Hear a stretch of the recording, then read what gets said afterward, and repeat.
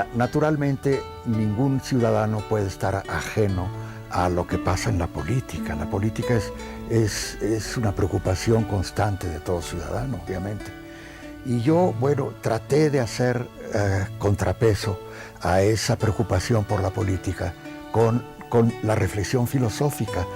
Pero son dos mamparas, dos partes del mismo, dos extremos del mismo biombo. Bueno, yo creo. Y bueno, desgraciadamente siempre eso está siempre presente en todo ciudadano.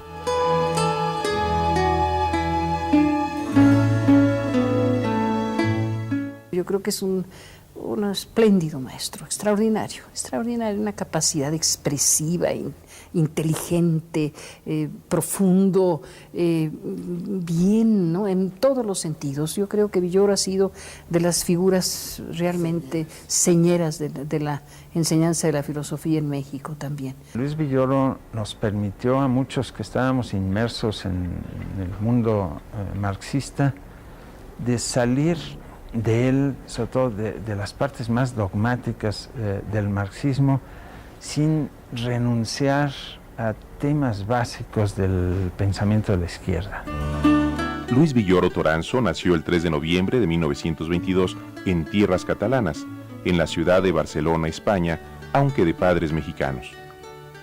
Huérfano de padre a muy temprana edad, regresa con su madre a México, donde realiza sus estudios básicos. Más adelante, regresará a Europa para cursar la educación secundaria.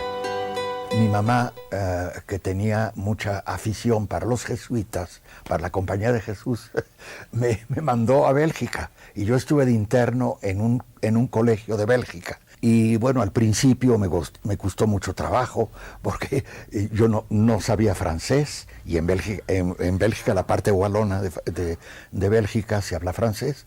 Entonces yo no sabía francés, pero empecé a aprender, ni modo, tenía que aprender algo de francés. Empecé a aprender francés con la ayuda de algún maestro de allá, jesuitas desde luego, y estuve muy contento, muy satisfecho esos 4 años. Creo que fueron 4 años de mi infancia los mejores que yo he tenido, los más alegres, ¿sí? Más alegres. Luis Villoro vuelve a México para estudiar el bachillerato, tiempo en el que se va gestando una profunda crisis religiosa que lo inclina a estudiar la carrera de medicina, con ganas de espantar los fantasmas que tenía causados por esa crisis personal. Sin embargo, la búsqueda de respuestas al sentido de la vida derivaron en una afirmación vocacional. Después de 3 años de estudios en medicina, abandona la carrera para atender su verdadero llamado, la filosofía. Yo ingresé a la Facultad de Filosofía y ahí tuve un gran maestro, el único maestro que yo reconozco y que he tenido, que era José Gauss. José Gauss, filósofo trasterrado a causa de la Guerra Civil Española, propició el estudio sobre la historia de las ideas y su influencia en los procesos históricos y sociales. Estimuló además la formación de una filosofía mexicana. Gauss nos enseñaba a pensar por nuestra cuenta. No ser un analfabeto filosófico. Un analfabeto filosófico, como tú dices. No seguir simplemente doctrinas ya aprendidas, sino aprender a razonar por nuestra propia cuenta. Es lo que intentaba Gauss en sus clases.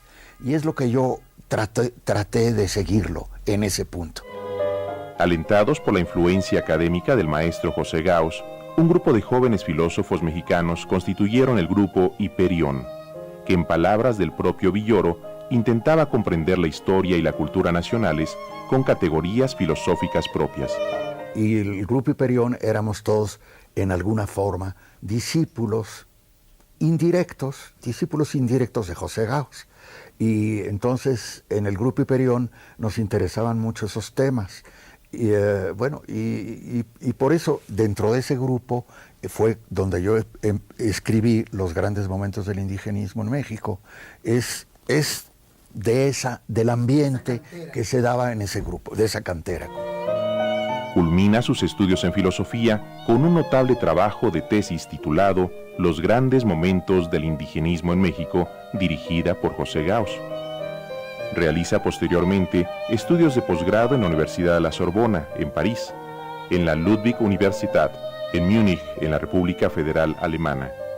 obteniendo el grado académico de maestro en filosofía por la UNAM con mención magna cum laude en 1949 y el de doctor en filosofía por la misma casa de estudios con mención summa cum laude en 1963.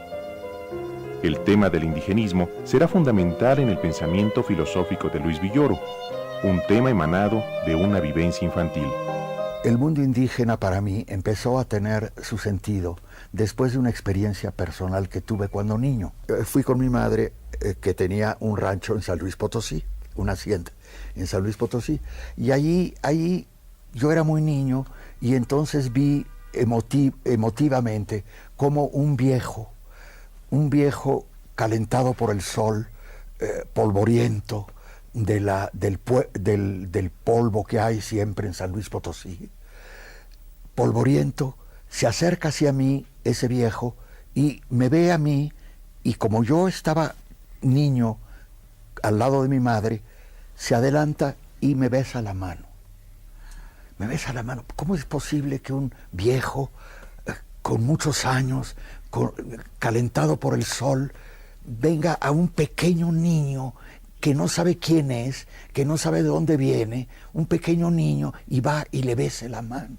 Me pareció una experiencia de una sensibilidad enorme de ese indio, y también una experiencia de mi falta de estar allí con ellos, mi falta de todo. Este niño polvoriento, ese niño que no tenía ni idea de lo que era aquello, y me sentí muy avergonzado, me sentí humillado incluso por esa experiencia, me sentí humillado y avergonzado. De ahí quizás es mi primera vivencia desde niño, de que tengo que hacer algo por esta gente indígena que no conozco todavía. Y de ahí nació, probablemente lejanamente, de ahí nació, dirigido por Gauss, que era mi maestro, dirigido por Gauss, mi interés por el mundo indígena. Y mi interés por el mundo indígena no tal como es el mundo indígena, mi interés por el mundo indígena tal como una gente de fuera puede verlo, que es lo que yo hice. Los grandes momentos del indigenismo en México no son directamente sobre el mundo indígena, es sobre la manera como vemos nosotros al mundo indígena. Desarrolla este pensamiento en su siguiente libro, El proceso ideológico de la Revolución de Independencia. También es un gran pensador, un gran filósofo de la historia, ¿no? Desde luego con los grandes momentos del indigenismo, sus reflexiones sobre la Revolución de Independencia, toda esa tradición diría posiblemente de Husserl que él trae, ¿no? La independencia yo la veo como una vuelta a nuestras raíces indígenas, por una parte, y también aceptación de que no somos todavía indígenas, que no somos indígenas, que somos más que indígenas. Y eso es la independencia, creo yo. Influido por nuevas formas de pensamiento filosófico, Villoro publica en 1963 La idea y el ente en la filosofía de Descartes, y en 1974 Estudios sobre Husserl y signos políticos. En 1982 verá a la luz su importante estudio Creer, Saber, Conocer, considerado como la primera parte de un amplio programa de investigación sobre las formas en que opera la razón humana para reafirmar las situaciones de dominio o para liberarnos de nuestras sujeciones. Creer, Saber, Conocer, yo lo considero un libro que es el inicio de una reflexión crítica. Yo entonces estaba en una época crítica que estaba muy proclive al escepticismo. Y entonces, para responder a esta gran preocupación mía, a esta posibilidad de hacerme preguntas, traté de reflexionar sobre eso, y de ahí salió el libro Creer, Saber, Conocer. Ese libro, Saber, Creer, Conocer, es un libro en principio de teoría del conocimiento, pero es un libro de teoría del conocimiento bajo una visión de hacernos preguntas, una visión crítica. ¿Qué preguntas podemos hacer sobre el conocimiento? ¿Qué conocemos? ¿Por qué lo conocemos? Etcétera. Ese es un libro que me parece a mí que desemboca en ciertas preguntas que a su vez desembocan en problemas de tipo del valor ético.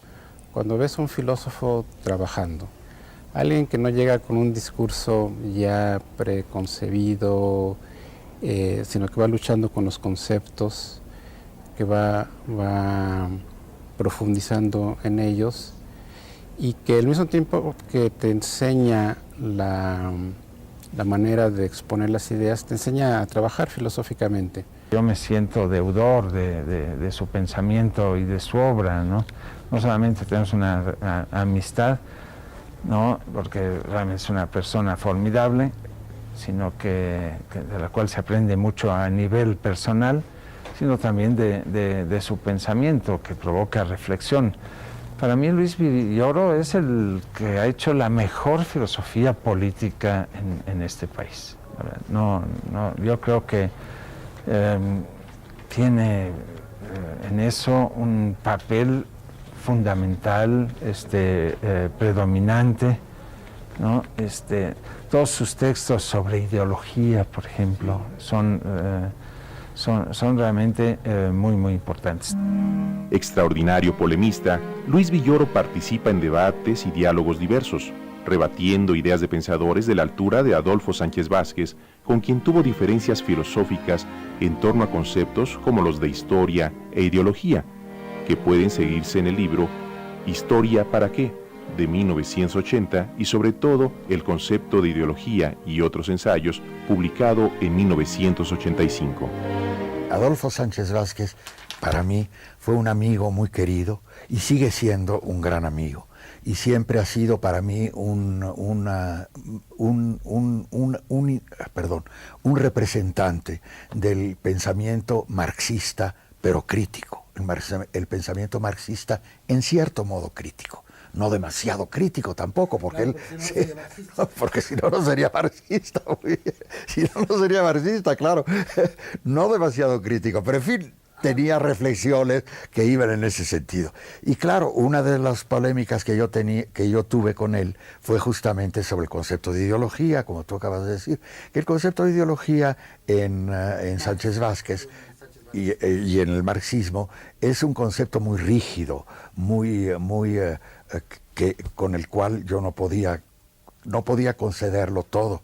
Al contrario, yo pensaba que el concepto de ideología era un concepto que podía interpretarse y que podía verse como un concepto muy general, como híbrido, efectivamente, que no era tanto un concepto sobre las concepciones del mundo basados en una concepción puramente económica y utilitaria, sino que era un concepto que podía abrirse y romperse en otras concepciones. Y sobre eso fue nuestra polémica.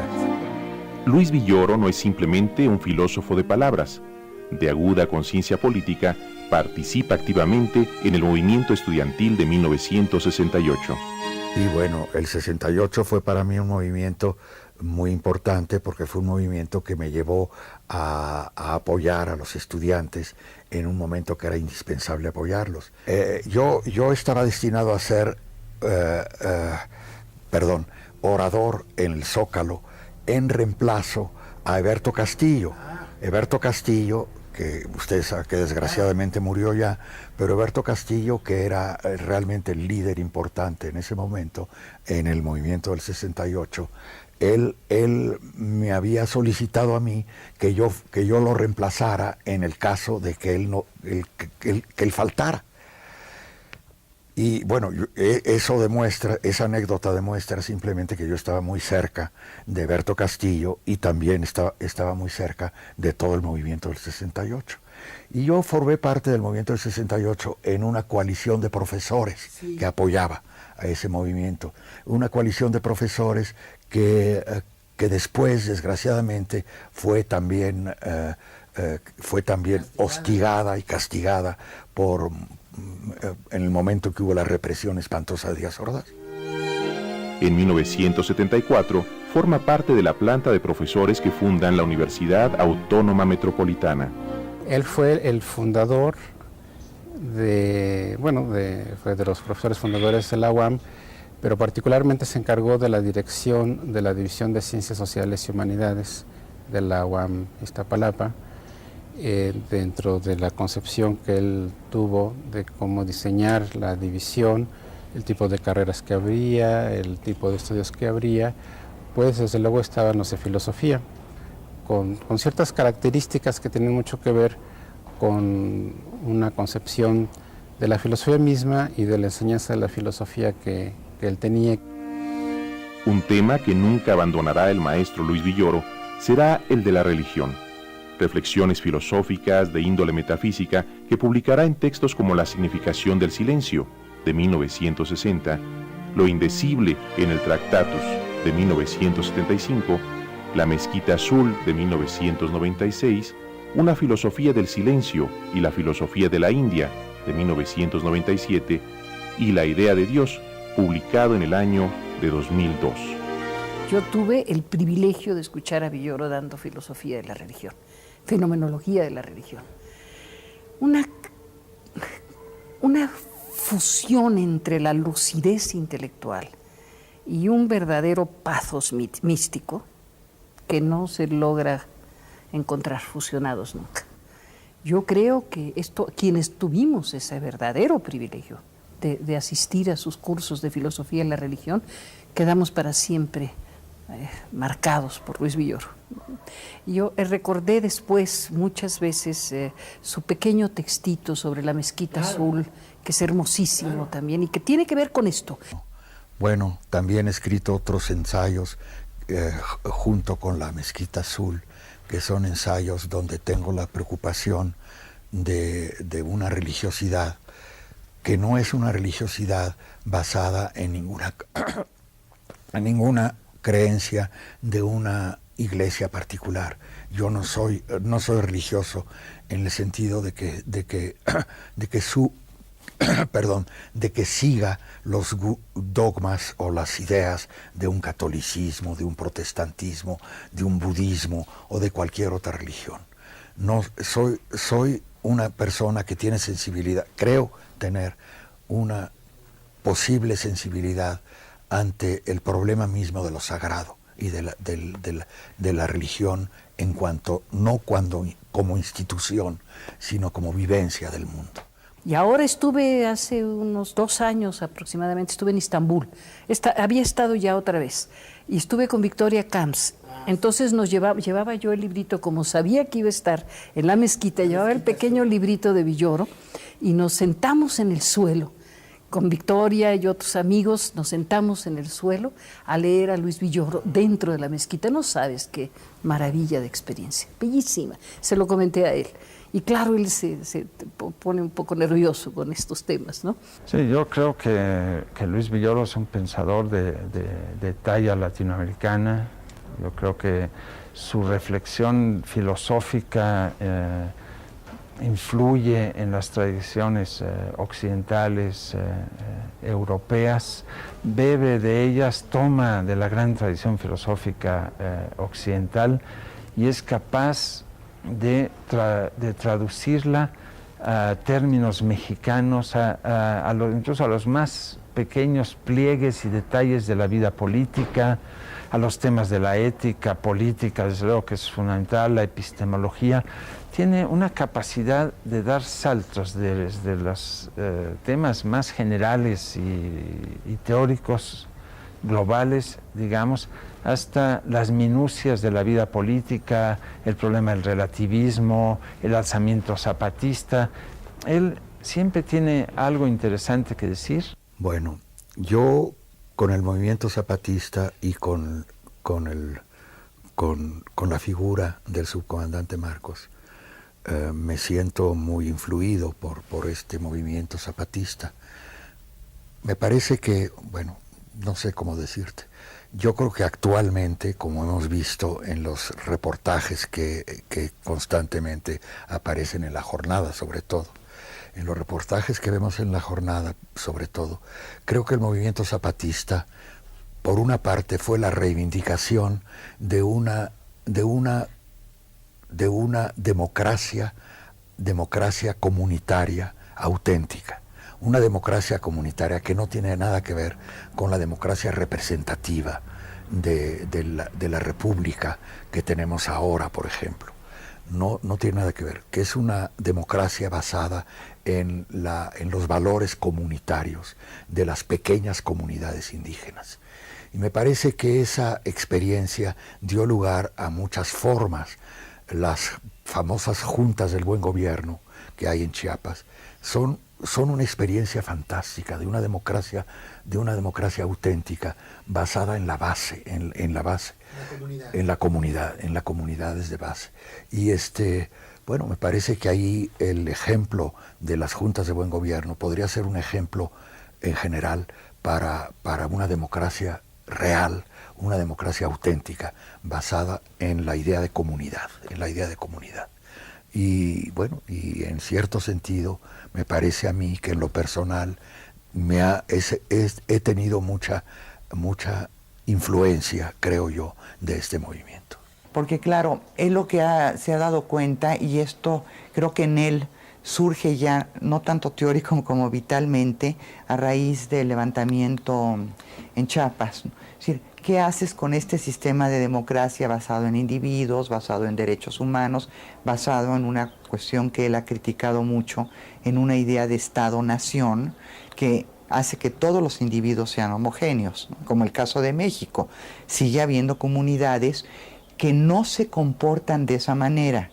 Y entonces, ¿cómo hace uno para conciliar estas reglas, normas, leyes del Estado y Nación con, por ejemplo, muchas reglas que están basadas en usos y costumbres por los cuales se rigen estas comunidades? Es decir, su pregunta es, ¿se los quitamos, los eliminamos, los metemos dentro de este gran Estado, o nos damos cuenta de lo valioso que tienen ciertas costumbres y ciertos usos en el seno de las propias comunidades?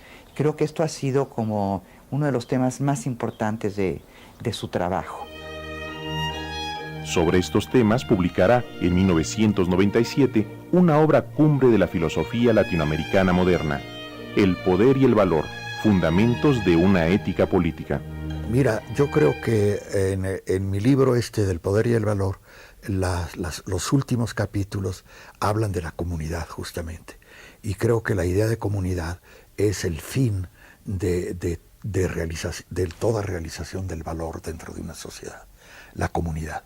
La comunidad está presente en mi libro, pero fue influido, sin duda alguna, por la experiencia, creo yo, por la experiencia indígena. La experiencia indígena que yo he seguido desde mis orígenes, desde los orígenes de mis libros.